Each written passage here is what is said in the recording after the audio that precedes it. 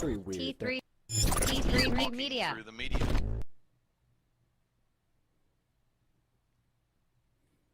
Well, prepare yourself, guys. This is Chris Fagan once again with another episode of Talking Through the Medias. It's Friday. I'm still trying to do the whole bi-weekly and figure out if bi-weekly means, twice in 1 week or every other week. So we're back here on another Friday. So I want to introduce two new members of the panel. I'm not saying that they're like here forever and a day and we'll be here every day. I'm hoping so because I want to retire. But first, let me introduce Amanda Wilson. Hey, Amanda, how you doing? I'm good. How are you? I'm good. I'm great. Welcome back to the show. Thanks for returning. So I'm back. I'm retiring. You're gonna yeah. Okay. I know. Wait a minute. This was not a social security plan when I signed up to be on the podcast. We'll talk about it. But also joining us for the first time is Chelsea the Pope. Yeah. How you doing? I'm good. Thanks for having me. Oh, no problem. Thanks. Now I know it's your first time being on the channel, so you want to introduce yourself and let everybody know who you are, where you're from, and what you do. Yeah, sure. So I'm Chelsea Pope. I'm from Rancho Cucamonga, but I'm in LA, and I make videos on TikTok, Twitter, Instagram. I think the most recent thing that people might know or recognize me for is impersonating the press secretary Jen Psaki. And I just do a variety of random comedy videos, and that's my thing. Yep, Jen Psaki, or as I told you, as I know her as Jen. Like I said, Jen, yeah, because you guys are tight. I said before we went live, I said that me and Jen go back like big crayons and big coloring books, and it won them over. Like, oh my God, really? I'm like, no, I'm lying my ass off. Of course, that was a winner.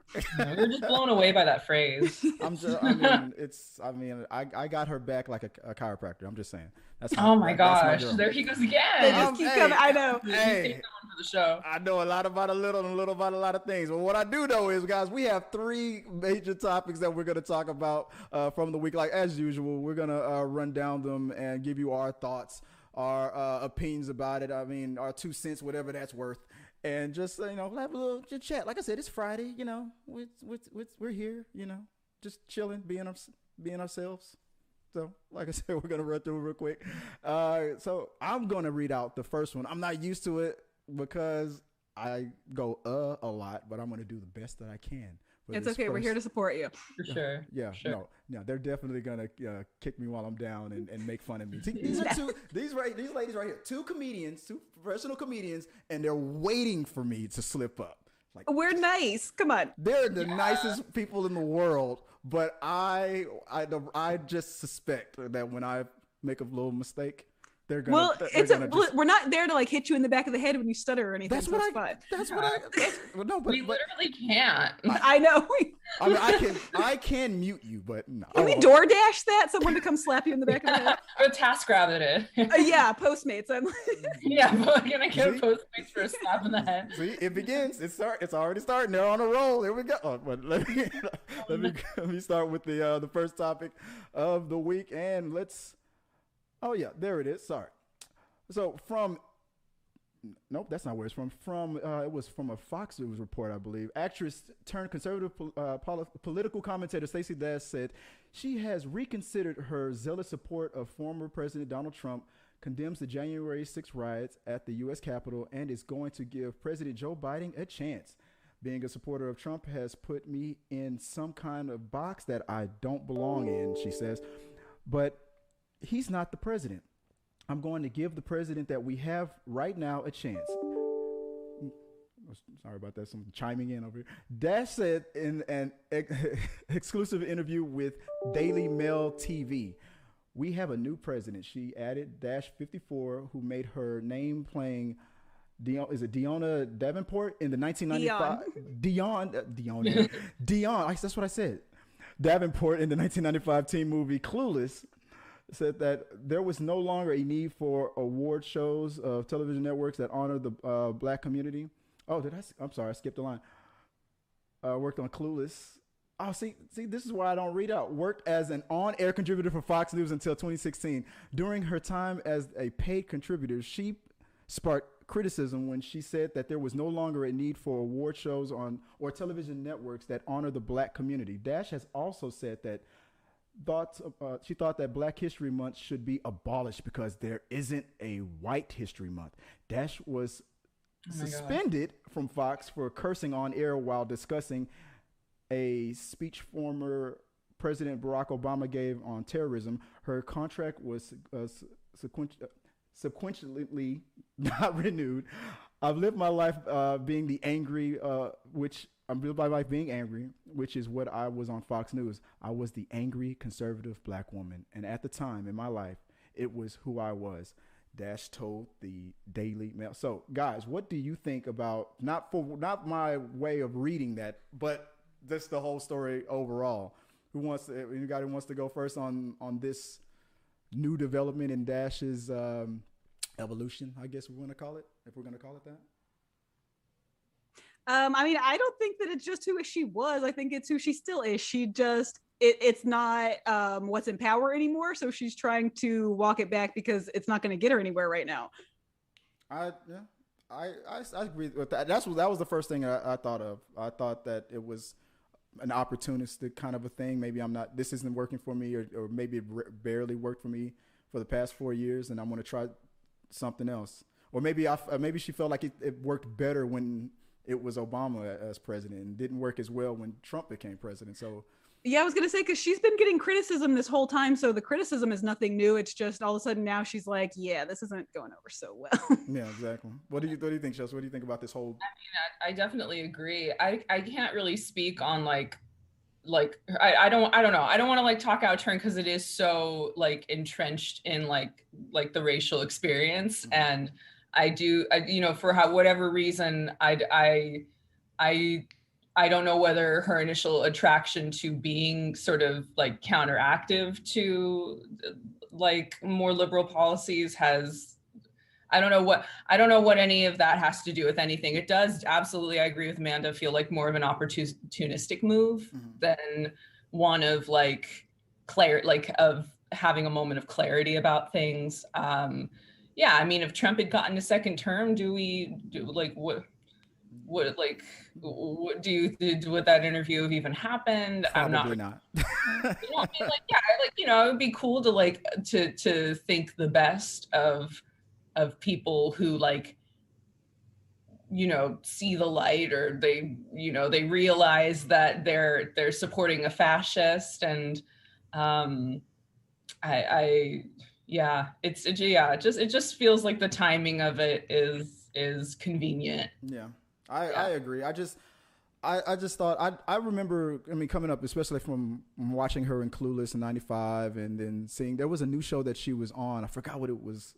Her last, it was a group of women, and she was the star, and then she was taken off in the middle of it. Was it, what was it called? Not Mistresses? Was that the show that she was on? Was it? I think it was. I never saw her in anything like that, but I used to be at work during the daytime, so I miss a lot of those daytime TV shows. It was, I don't know if it was on BET or not, but I remember she was on this show.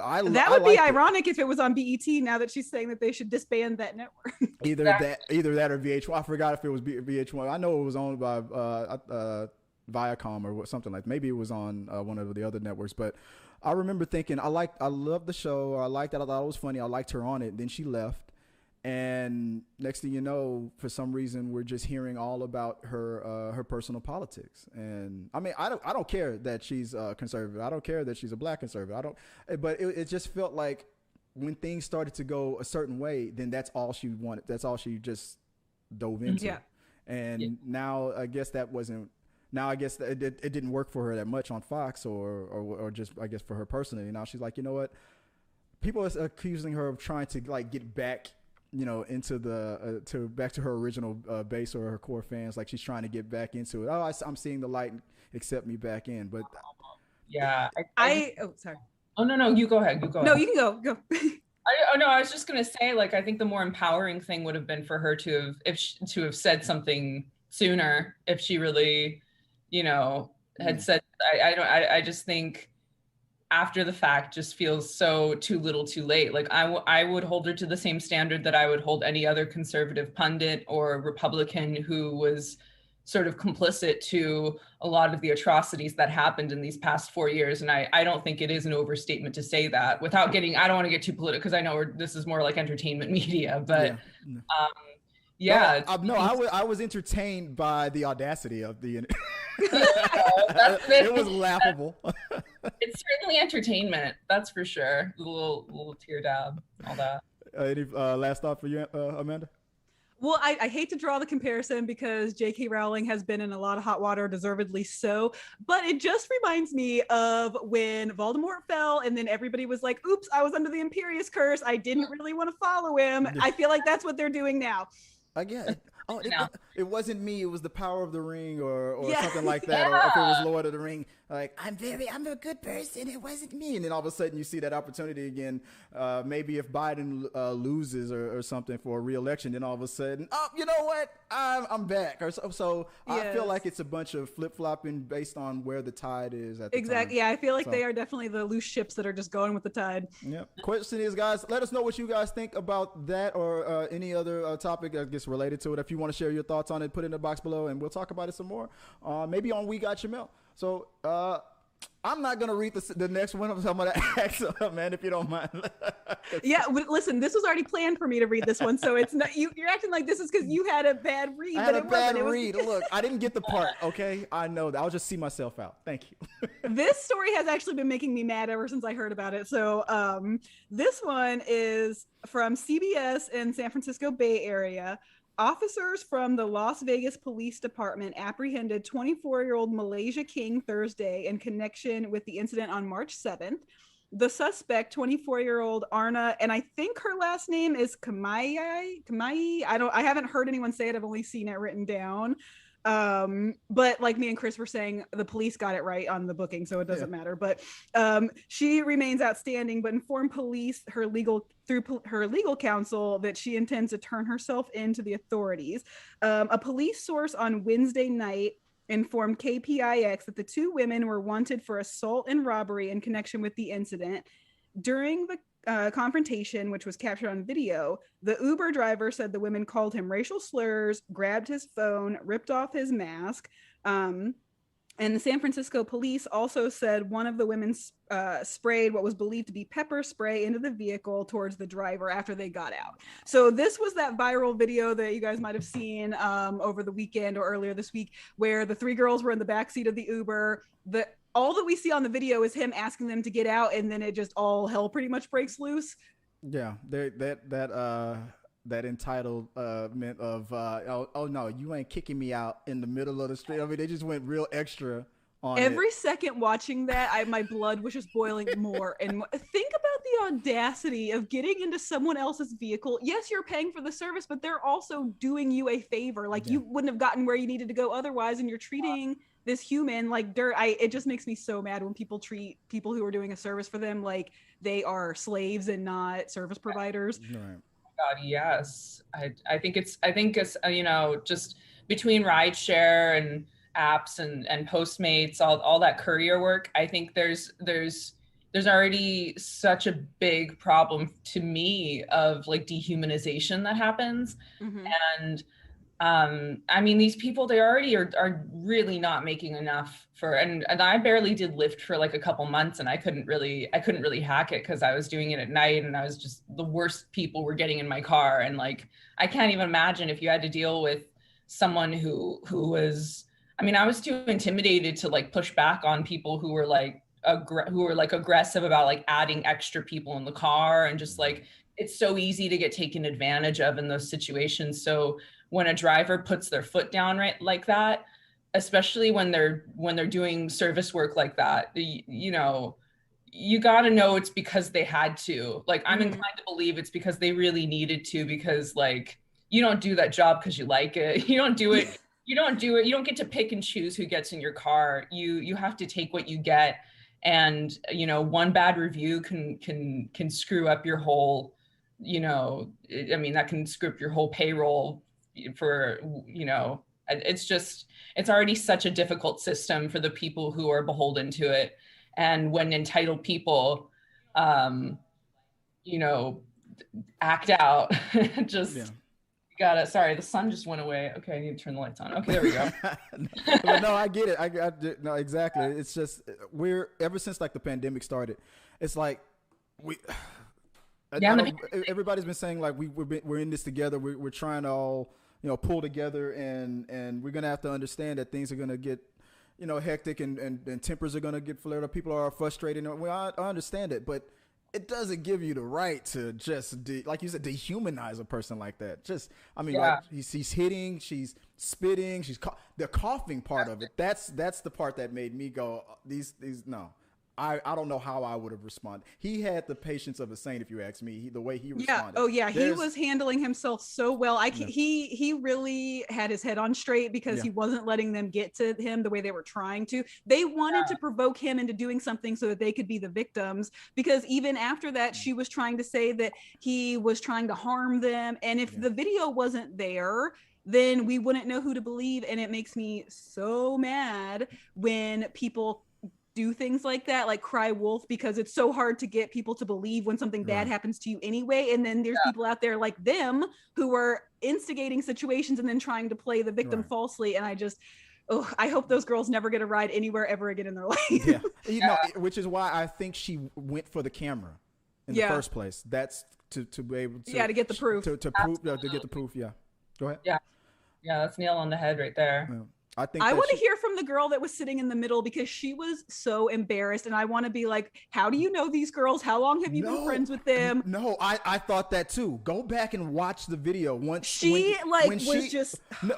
for a good portion of the time, but there was a moment when he did she act up too? I didn't see that. She lifted her hand as if she was going to do something, but she did not. That's how I saw it.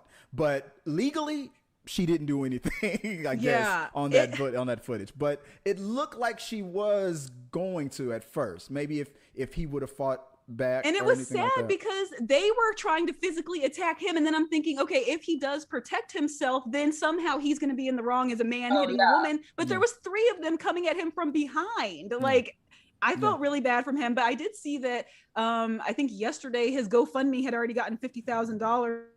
And let's wait for the lawsuit so from at them. least he got something out of this because that was so wrong. Let's wait for that inevitable lawsuit that you owe us half that money.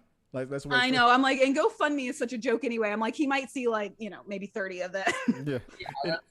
What do you think? Any final thoughts, Shells? No, just the GoFundMe sucks. Women crying wolf and putting like service workers who are doing this job like these rideshare apps and all that, like they act like there's so many people who are doing this just like, oh, it's just a side hustle, it's just extra cash. Like, no, if you actually are trying to make money doing any of that, like you have to really, it's hard work and you get treated like crap 90% of the time actually. And that's just reprehensible behavior from garbage privileged people, which has just been happening throughout this entire pandemic, before that too. But like I said, more nowadays, it feels like I understand. It's like tempers are flaring. I know people are frustrated with the whole thing with the masks and stuff. Like, I understand that, but we still have to keep ourselves in check. But guys, let us know what you guys thought about that whole thing. I know it's still ongoing. I know the story's going to update. I'll probably post a update on it on our blog at t3medias.com. But share your thoughts. Put that in the box below and let us know what you guys think, and we'll probably talk about it maybe again. Hopefully not. Maybe this will be the end of it, and it'll slowly, quietly just be prosecuted and they'll go away. But I have a feeling that there might be some development. But real quick, one of the last things that happened this week was, not to make this all 100% like a political show, but this feels like it kind of is this week. But we had a new bill that was signed into law. Was it yesterday? And like we mentioned earlier, Chelsea Pope has a character on her TikTok and her Instagram account that she didn't create, but she portrays. She plays not a character, a real life person. What is it, Jen? Am I saying the last name correctly? Is it Saki? I was saying it wrong, and I was like already playing her. So it was like kind of like embarrassing. But also, yeah, I'm really not like an encyclopedia about the lady still, like, because I did another show where someone was like I was impersonating her, and like I got asked some like personal questions about Jen, and I was like, I don't know how many kids she has. Like, do you know where like people just hitting you up on TikTok now lately? I'm like, do you know where she went to school and or stuff like? I do get comments from people that are like, who like a disturbing number of people comment thinking I'm Jen. And at first it's like, oh, are they just kind of like joking? Is this a bit? And I think in like not enough cases that's true. And more often than not, it's people who are like genuinely like, they genuinely think that Jen Psaki is making TikToks in like a yellow kitchen, like making fun of the press briefings she just did. Yeah. Like there are some dumb people in the world. I'm sorry. And MAGA comments too. Like I'll get spammy MAGA harassment comments on like Instagram, TikTok, not so much Twitter, but I think Twitter filters, they have a filter setting for that. It's a little better than both of those other apps. Well, I wasn't one of the ones that was harassing. I hope not, but I felt like I was the one that was definitely fooled. I'm not gonna lie. When I saw, I was like, wait, her name isn't Chelsea. I find that endearing. I love that, and that's fun. Like I do get a lot of comments where people are like, oh, you know, dead ass, I thought this was Jen, or like, oh my god, I watched this whole video thinking it was like that. I don't mind that. I don't, you know, I think that's great. That's like high praise and like a big compliment, and you want to hear that when you're impersonating someone. Yeah, the biggest compliment you can get nowadays, dead ass. Yeah, dead ass. I just love the word dead ass. And now that I've heard it so many times as of recent, I'm just like, yeah. It's a very New York thing. I love it. It's like very seriously, but like I don't know, like because I used to say legit. I still say legit a lot, but like I legit think dead ass is legit to the next level. Yes, exactly. It's like more. Yeah. It's more like it's more intense. It's spicy. If legit was a Pokemon, dead ass is the evolved form. Yeah. Oh, so dead ass is the so dead ass is the Raichu where legit was the, oh my god, yes, was just Pikachu. You guys, I have to jump off. I don't want to interrupt you while you're doing your impersonation, so I want to jump off real quick before that. But I definitely am going to watch because I'm really excited. All right, I know you have to hurry and head out, but I appreciate you being on. So we'll I'll talk to you guys soon. All right, thanks. Bye. Bye. Now, I'm gonna switch it to oh, good. It's set up now. It will still say Amanda at the bottom because I didn't have time to fix that. But I'll do an Amanda impression. I'm kidding. Right, exactly. Just I would do such a bad job. That's my Amanda impersonation. I'm just all like, hi, I'm Amanda. That was perfect. That was brilliant. But I know it usually in a normal situation it would frustrate the heck out of me because I don't want people to get the name wrong. So maybe I'll try to fix it. I'll sneak in on there, but you know what? It'll glitch. If the I'm catfishing for Amanda right now. That's okay. And if people think that I'm Amanda and they go visit her social media, I think it's a win-win. You know. I mean, I can do something else. Like I could just remove it just to remove the confusion, and there until and I'll slowly fix it. But I wanted to. I know we talked about the COVID bill. We talked about how you get people who think you are my homegirl Jen. I'll just let everybody know right there. But like I said, I was one of those people that was fooled. I mean, so now you're saying that you get messages where people legit think or dead ass think that you are her. So like, what's the craziest thing that you? Not something that if you're not comfortable with telling. That's. Yeah, no, I don't mind. I have no problem. I'm always oversharing. I should be better about not putting all my business online. That's That's actually something recently I was like, I really need to be better about like just keeping my mouth shut sometimes. Cause I'll tweet like, I'll screenshot like the crazy comments and like, and tweet them sometimes. Yeah. And I haven't done that recently because like, I feel like I'm attracting a bad vibe. People And are I gonna don't want, start thinking that the press secretary is calling people out. yeah, or just like my own like immediate friends, like comedy people that I associate with, especially on Twitter. I'm just like, what kind of image is this really saying? Like, am I really portraying of myself? Like, where I'm being so reactive and sharing all that. Like, it's fun once in a while, but if you're doing it all the time, it just comes off really like reactionary and immature. And I am both of those things, but I don't want people to think that about me. Yeah.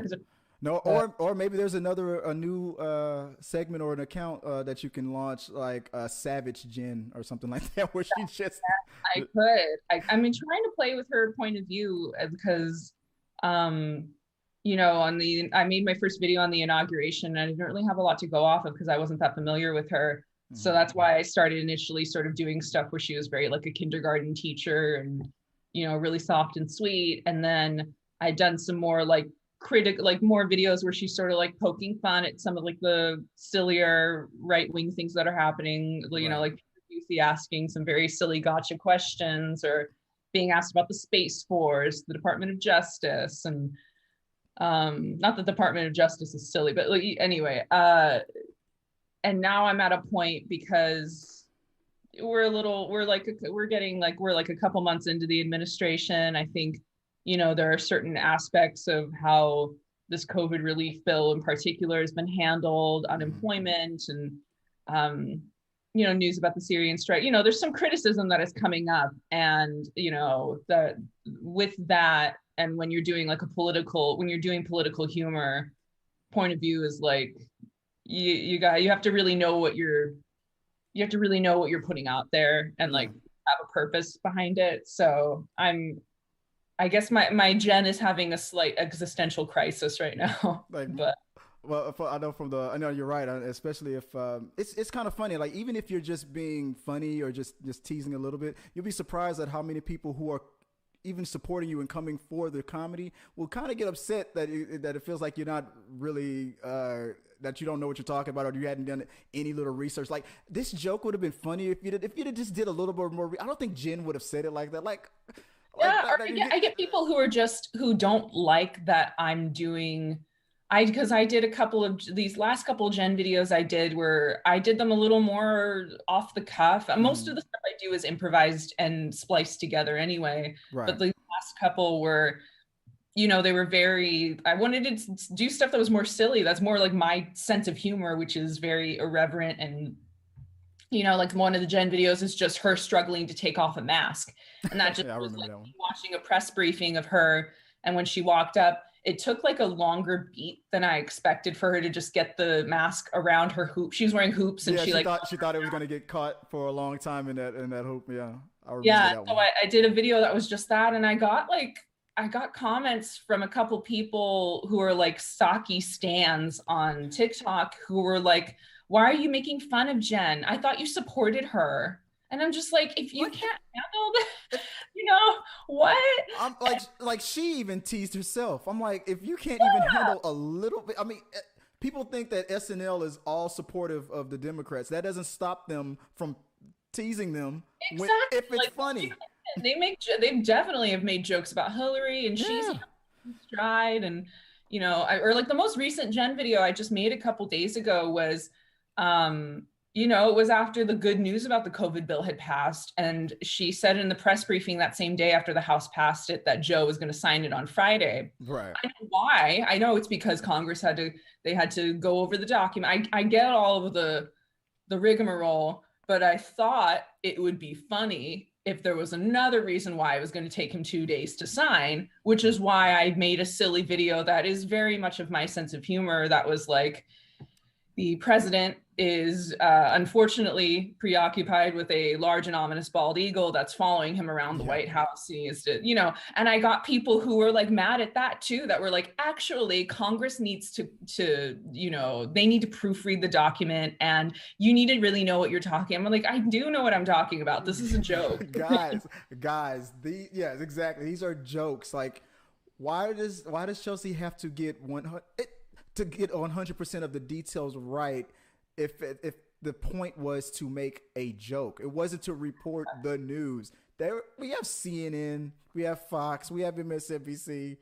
Why can't we just tell the joke? We have to be loyal to the joke, right? I'm like, that's what I would assume. That's just it's like I was saying earlier, where I'm trying to figure out the tone with her, and even if even though I really liked the joke about the eagle and thought it was fun and silly, it doesn't hit the same for like the people who follow, who they really vibed with the earlier videos, where I'm being much more like, we have juice boxes, we walked through the house with sage, like people like that. Like almost more than one gen that I'm trying to kind of figure out. I have a theory. I have a theory. We went through 4 years dealing with a person who's all about marketing and never looking weak and hates people making fun of. So now it's like I wonder if people are trying to support Biden in that way. Like any little criticism of him. Absolutely. We want to have that yeah, it's crazy. But I don't want to have that blind, mindless loyalty. Like if Biden makes a mistake, then I feel like it should be legit. Like, look, let me just be honest with you. Democrats are not afraid to eat their own and to beat up their own. Republicans might be like, we don't have. Oh, say that again. Oh no, I was just saying it's a fact. I mean, the Democrats struggle with unity, and that's part of. That's part of the hot water that we've been in for these last 4 years. And I think there are people who are hesitant to laugh at the expense of the current administration just by sheer virtue of the fact that they're worried that that's going to hurt them in the future. That's going to crumble the stronghold that we have. Whereas I think the opposite, where if we were just blindly, in praise, there are still a very large faction of the country who didn't want this administration, who voted otherwise. And I think if we ourselves are not willing to acknowledge our own errors and rectify, or just like have a little bit of a sense of humor about things, then I think that's only going to cause bigger problems down the road, especially during election seasons. It'll all repeat all over again. I forgot the name of the movie, but there was a saying that reminds me of like life is a wheel. Sooner or later, things will come back around, and I don't want that. I don't want that same mistake of like. Well, I don't. You know what? I don't even worry about it with the Democrats as much as some people might be upset with you for joking on or picking on Biden, even a little bit, even if it's funny, even if Biden himself would have laughed at it. There is no fear of the Dems not criticizing themselves or policing themselves or whatnot. Like I always joke when I make a joke like that, I'm always like, look, if there's some liberals like me who will attack another liberal, like, you're not hugging that tree hard enough the way I would do. You call yourself a recycler and a carer of the earth, and like, you're canceled. Like this just that's weird to me. I don't. And sometimes I do look on the other side. I am a lefty. I'm a lib, and I look on the other side. I'm like, that 11th commandment that you guys have on that side, where like, thou shalt not say nothing bad against another conservative. Or I kind of wish we had a little bit of that, but that's sometimes I feel like that, but sometimes I'm like, no. The right is. I mean, case in point, this COVID relief bill, not a single Republican voted in support of it in the Senate or the House. But they all want credit for it. Yeah, now they do, because it's been so widely, I mean, it has, I know people who definitely have their reservations about it, myself too. But, overall, we're thrilled to finally have COVID relief coming, for the love of God. And it's just, how would Jen handle that? Like I was joking earlier, I was like, I'm like, if I'm from QAnon Inquisitor here, what do you have to say about the fact that Joe Biden just destroyed the country with this new relief bill? Like, how does the president have to say about this? Like, how do you think she would handle that? Well, this country is very important to our president. And I would like to answer your question with another question before we circle back, which is, who let you in here? You're not a credible news source, and that chair is for CNN. Okay. I would like to yield the rest of my time until I gather my my made-up facts and have a better comeback for that. Thank you. We do that. We never granted you any time to begin with, so no. But it's crazy that and I'm glad that's funny how you're able to tap right into it. I think you're a perfectionist, because even when we were texting back or talking on, what was it, Instagram direct messaging, when I was asking about bringing this up, and you were like, do I need to bring the wig? I'm like, no, it's not necessary, but hey, if you want to. I asked just because you know, I when I do Jen, a lot of it is just like without the shirt, because like I have like one or two specific blouses that are Jen blouses, and I have the wig. Right. But beyond that, I don't actually change my own voice that much. I have kind of a deeper register already. Mm-hmm. So I just tilt my head to the side because that's her listening. And then I talk in I try to talk in her cadence, but my impersonation is almost tapping into like a slightly cartoonified version of like how I would speak as Obama a little bit, if that makes sense. Mm-hmm. There's a little bit of like a marriage between those two cadences, if that makes sense, when not necessarily when you listen to actual Jen talk, but like my impression of her and people who seem to like really respond to it, they like this particular tone. And it's like, oh, I'm actually kind of doing something that's a little more Obama-esque, because he talks with he doesn't do the ums and uhs as much like Jen. And I'll acknowledge just as much as I think she would that she says and she does do fillers, and she does say circle back a lot. Mm-hmm.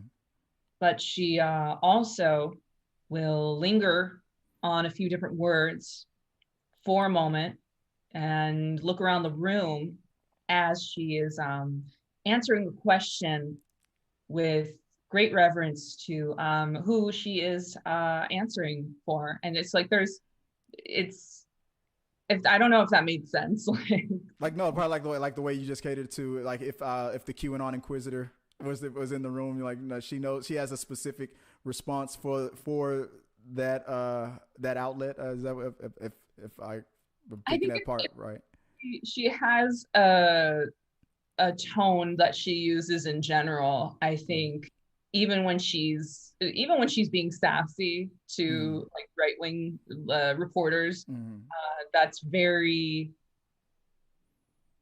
there's pauses between like there's pauses within a sentence, not just because she's trying to like finish the sentence, but I think also for like effect. Like there's a little bit of like she's trying to elicit a tone of not like a hold for like wait for the applause, not like that. Not necessarily. I think it's to impart like her own like composure, I guess, if that makes sense. Yeah. I think, you know, I'm bringing up Obama again because I do think he was like, I think still he's one of the like great orators of our time. Mm-hmm. And that's because he knows how to like spread eye contact. He knows how to turn like a single phrase into its own, you know, he knows how to make the right pauses for effect to make the content of a sentence land on the people who are listening to it. Makes sense, yeah. And that's something that I think Jen, I don't know whether she's consciously doing that. I don't think she is, but it reminds me a little bit of that, just especially on Inauguration Day, comparatively speaking to like Kaylee, her predecessor. Who had that this was the biggest inauguration in history, period. Like she never had like that moment. She was just like, you know, that was the big jumping off point I even had with Jen, was just like, for as much as I didn't really know that much about Jen, I just had a couple friends of mine who DM'd me and were like, hey, you kind of look like her. You should do a video of her. So I was like, I rushed to I put my hair in a side part and I put on a blue blouse and I was like, I might not be the best Jen, but I'm gonna be the first. And then the only thing I had to go off of initially was her first press briefing. And I listened to that and I just thought, this is the opposite of Kayleigh McEnany and Sarah Sanders and Sean Spicer. There's a lot of empathy and patience here. She specifically, she said very specific things that were like, we're not always going to agree. That is that's what this is all about. And I think we're going to have a lot of fun together. It was very much like a primary school teacher vibe. Yeah. And which probably annoys a lot of the opposition. Like you're talking down to me. You're talking down. Yeah. They accuse her of being both condescending and a bit of not a mumbler, but she bumbles because she says and as she's trying to answer things as like a sentence buffer. And they've all and odd. I mean, it's especially. It's not even the things that the right accuses the left of. It's not even. I can't take any of that seriously. Yeah. It's a circle. It's like I said, it's just all gonna come back around. The shape of the day is a circle. She's just anything that the right is accusing the left of, we know already that the right has done far worse. And it's like, oh, Jen says and a little bit. She's at least answering questions. Her binder at least has words in it. And like Kayleigh would walk on with a huge binder, and then she'd be like, "You're all a bunch of you're all a bunch of liars," and then just. But when Kayleigh does it, she does it with blonde hair and she smiles more. This is crazy. I got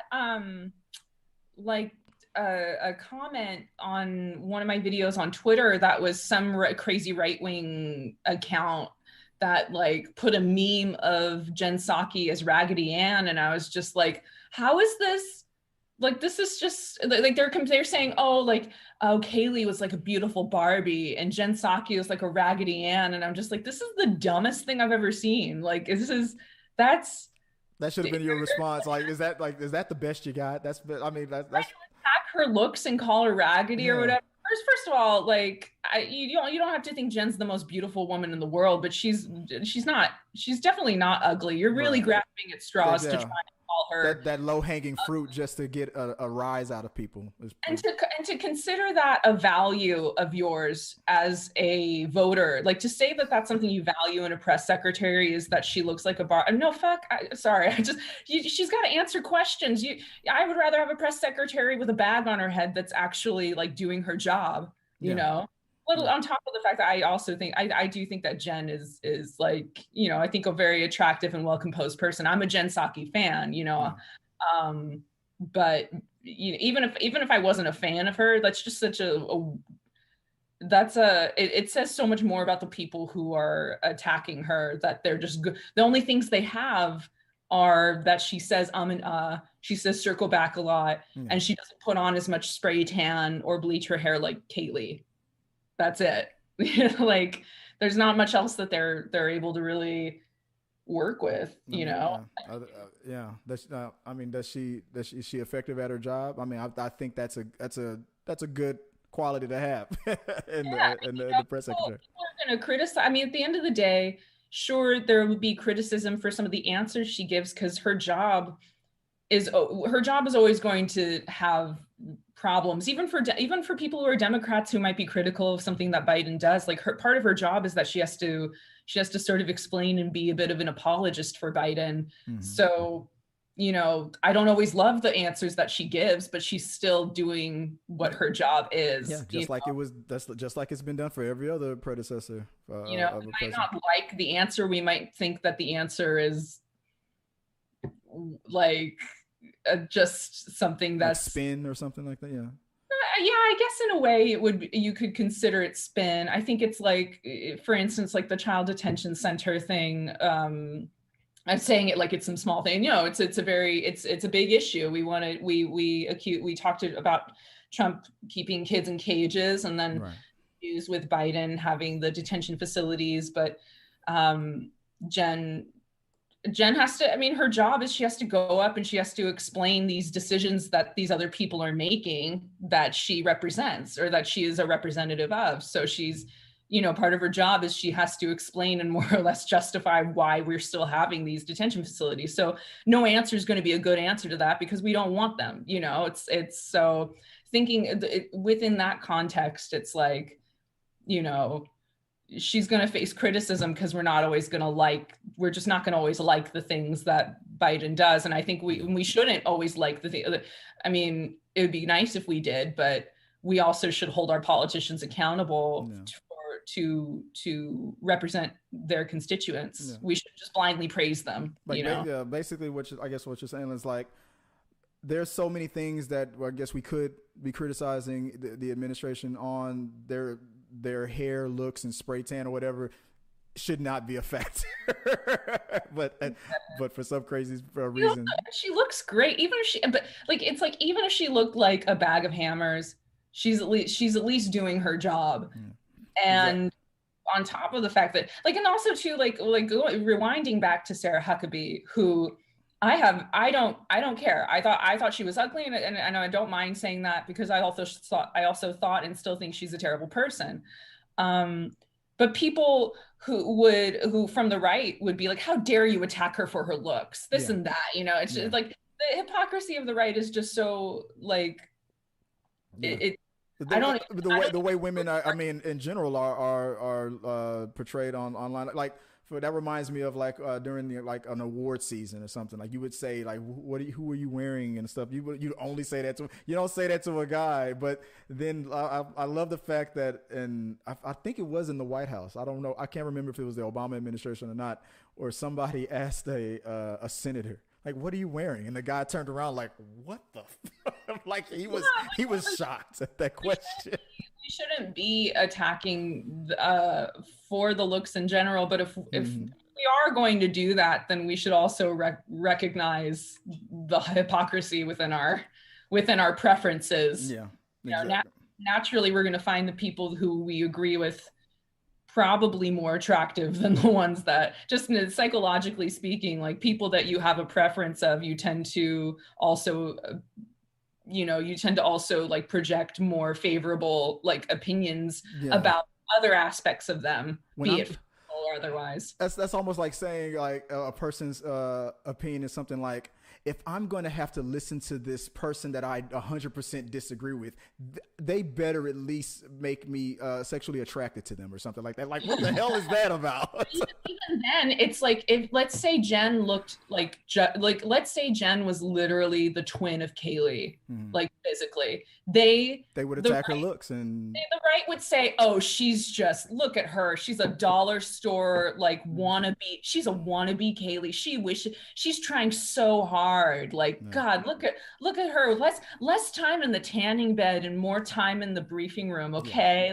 People would, that's what the right would say if you literally look the same as Kaylee. Kaylee's briefing book wasn't that big. I mean, come on, quit trying so hard. Yeah, I know. Exactly. They would say all of that. They'd just be like, "Wow, are there even any words in that?" You know, all the all the stuff which also Democrats and the left said about Kaylee. You know, we do these things on both sides. We say salty things about the people we don't agree with. You know. So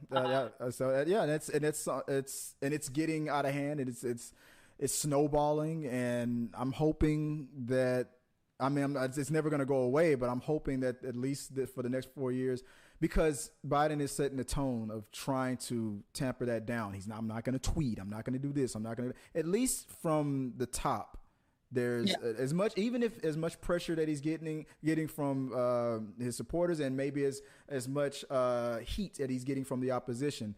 As long as he just stays in the pocket and doesn't fall for it and goes into that lane, mixing metaphors there. But I think it will.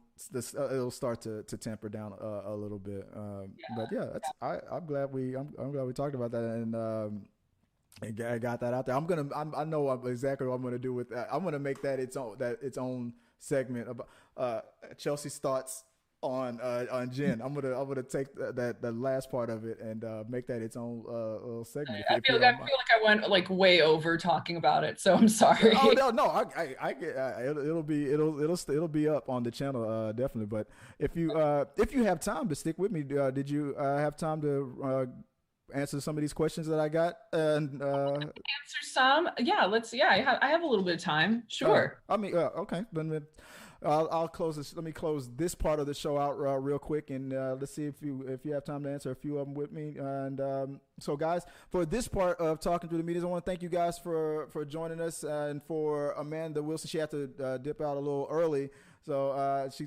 said has to say bye, and we thank her for joining us. You can find her at Amanda. That's AMAD. I think it's DUH. Amanda _Wilson on Instagram and on Twitter. And Chelsea, if they want to find you online, where can everybody find you?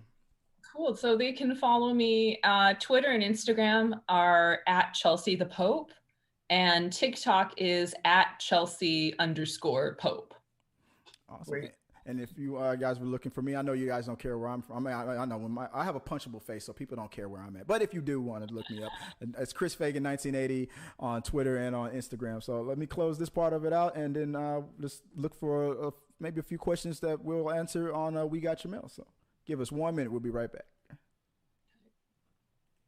If you like what you saw, make sure to subscribe to the channel and please drop a like on this video. It really does help us. Also, don't forget you can turn on notifications so you don't miss a single review, react, why is that trending, or We Got Your Mail.